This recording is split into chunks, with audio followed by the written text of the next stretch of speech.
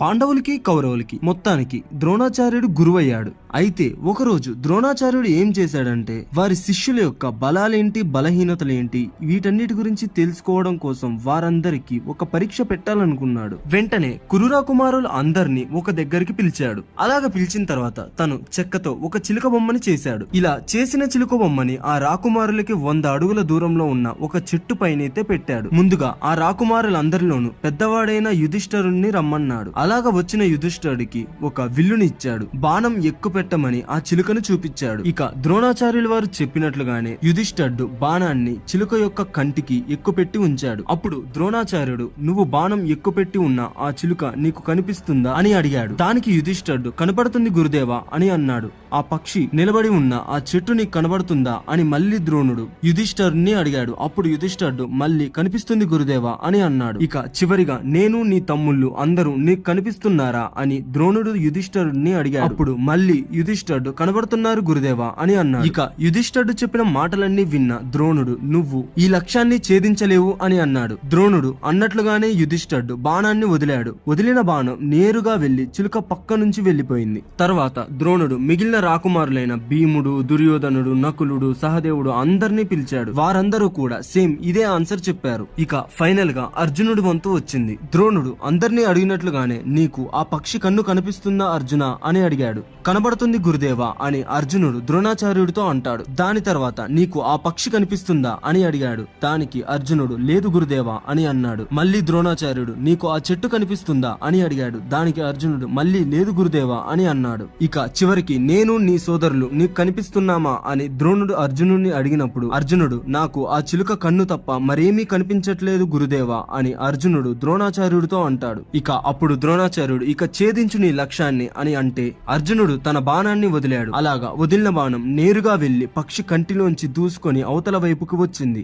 ఇక అది చూసిన ద్రోణాచార్యుడు అర్జునుడిని ఎంతగానో మెచ్చుకున్నాడు. ఎప్పుడైనా మన లక్ష్యం కేవలం మనం భేదించే దాని మీదే ఉండాలి తప్ప చుట్టూ ఉన్న పరిసరాల మీద ఉండకూడదు. అలా అయినప్పుడు మన లక్ష్యం చెదిరిపోతుంది. నీ ఏకాగ్రతకి నేను ఎంతగానో ప్రసన్నున్నయ్యాను అని ద్రోణాచార్యుడు అర్జునుడితో అంటాడు. ఇక అక్కడున్న కురురా కుమారులందరూ కూడా ద్రోణాచార్యుడి దగ్గర వేరువేరు విద్యల్ని, శాస్త్రాల్ని, గ్రంథాలని అన్నిటినీ నేర్చుకుంటున్నారు, అభ్యసిస్తున్నారు. కానీ గురువర్యుడి యొక్క పుత్రుడైన అశ్వత్థామకి మాత్రం అర్జునుడు అంటే ఎక్కడో తెలియని ద్వేషం, అసూయ ఉంటాయి. తాను అశ్వత్థామ కంటే ఎక్కువ నేర్చుకుంటున్నాడని, దీనివల్ల చీకట్లో బాణాలు వేసే విద్యను అర్జునుడు నేర్చుకోవద్దనుకున్నాడు అశ్వత్థామ. అందుకోసం వంటవాణ్ణి పిలిచి అర్జునుడికి ఎప్పుడూ చీకట్లో భోజనం పెట్టవద్దు అని ఆదేశించాడు. అయితే అర్జునుడు ఒకసారి భోజనం చేస్తున్న సమయంలో గాలి గట్టిగా వీచడం వల్ల పక్కనే ఉన్న దీపం ఆరిపోయింది. అప్పుడు అర్జునుడు ఆ చీకట్లో కూడా భోజనం యథావిధిగా తింటున్నాడు. అప్పుడు తన మైండ్ లో ఒకటైతే రన్ అవుతూ ఉంది. చీకట్లో భోంచేసినట్లుగానే చీకట్లో కూడా బాణాలు వెయ్యొచ్చు కదా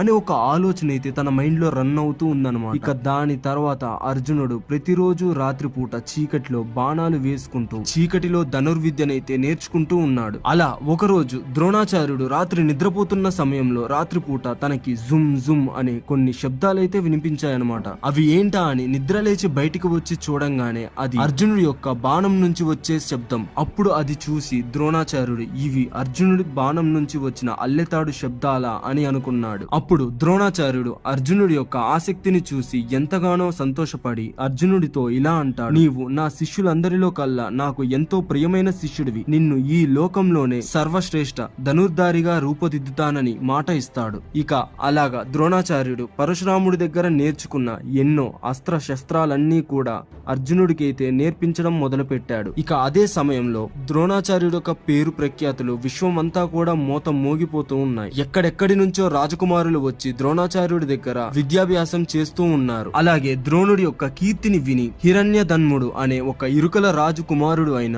ఏకలవ్యుడు కూడా ద్రోణాచార్యుడి దగ్గరికి విద్యను అభ్యసించడానికి వచ్చాడు. ఏకలవ్యుడు తన దగ్గరికి వచ్చి విద్యను నేర్పించమని కోరాడు. దానికి ద్రోణుడు నిరాకరించాడు. ఎందుకంటే తాను ఇరుకల వంశంలో పుట్టడం కారణంగా తనకి విద్యనైతే నేర్పించడానికి నిరాకరించాడు ద్రోణాచార్యుడు. దీనితో ఏకలవ్యుడు అడవుల్లోకి వెళ్లిపోయాడు.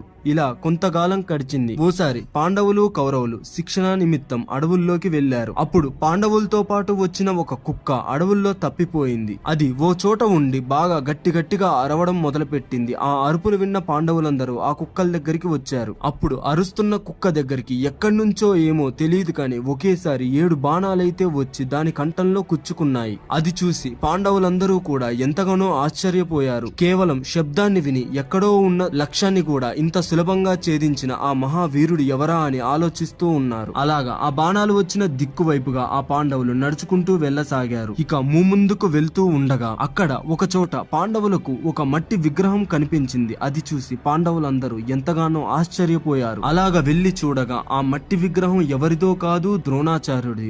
అలాగా చూస్తూ ఉన్నప్పుడు వారికి పక్క నుంచి ఏదో అలికిడి వినిపించింది. అది అలికిడి కాదు, ఎవరో మనిషి వస్తున్న శబ్దమని వాళ్ళు తెలుసుకున్నారు. వచ్చేది ఒక బాలుడు, ఒంటి నిండా చింక చర్మం కట్టుకొని ధనుర్బాణాలను చేతపట్టి ఆ బాలుడు రావడాన్ని వీళ్ళు చూశారు. అప్పుడు ఆ బాలుణ్ణి చూస్తూ పాండవులు ఇలా అన్నారు, ఎవరు నువ్వు? నీవు ఎవరి దగ్గర విద్యను అభ్యసించావు? నిన్ను ఎవరు ఇంతటి మహావీరుడిగా తీర్చిదిద్దారు అని అడుగుతారు. అప్పుడు ఏకలవ్యుడు ఇలా అంటాడు, నా పేరు ఏకలవ్యుడు, నేను ఇరుకల రాజు యొక్క కుమారుడను, నేను విద్యను అభ్యసించింది ఈయన దగ్గరే అని అలాగా మట్టి విగ్రహం లాగా ఉన్న ఆ ద్రోణాచార్యుడి బొమ్మనైతే చూపిస్తాడు. అయితే ఏకలవ్యుడికి ద్రోణుడు విద్యను నేర్పించను అని అనడంతో ఏకలవ్యుడు పక్కనే ఉన్న అడవుల్లోకి వచ్చేసి మట్టితో ఒక బొమ్మను చేసి అదే ద్రోణాచార్యుడి బొమ్మను చేసి దాని ముందు విలువిద్యనైతే నేర్చుకోవడం మొదలు పెట్టాడు అని అర్థం. అయితే ద్రోణాచార్యుడు ఏకలవ్యుడికి గురువు ఎలా అయ్యాడు అనే విషయాన్ని తెలుసుకోవడం కోసం పాండవులందరూ తిరిగి వారి శిక్షణా మందిరానికైతే వెళ్లారు. అదే ద్రోణాచార్యుడి దగ్గరికి వెళ్లారు. అయితే ఇక్కడ పాయింట్ ఏంటంటే